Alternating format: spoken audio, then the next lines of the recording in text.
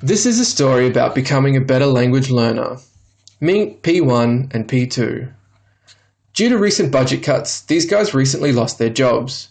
And afraid of the rising cost of living in Australia, they decided to move to a banana republic in the Caribbean, where they hoped people might treat them a bit better.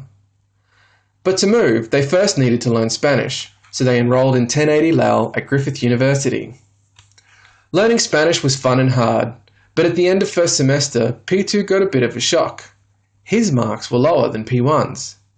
How could that be? They had the same teacher, the same textbook, studied the same amount of time each day, and all for the same reasons, so that they could move to the Caribbean. They were the same age, the same intelligence, so why were their grades different?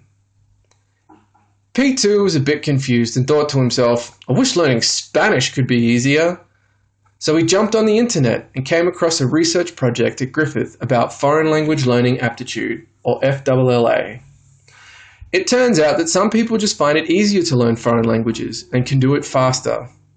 That's why P1 got better marks, because he had a higher aptitude for language learning. But P2 was still unhappy about not being as good as P1, so he signed up for the research project that claimed it might be able to help him. As part of the research project, P2 went and did a test of FLLA. Then at home, he also did a cognitive ability and working memory test online. From his test results, he received a profile of what kind of language learner he was and some advice on how to take advantage of this. Then for 6 weeks, P2 also did some training to improve his ability to analyze language. It only took 10 minutes a day and he could do it from his mobile while waiting for the bus. The training wasn't hard and it used material from 1081 LAL, so it was really just like studying for class. The profile information and advice also helped P2 with his Spanish, so overall he was enjoying learning Spanish more and more.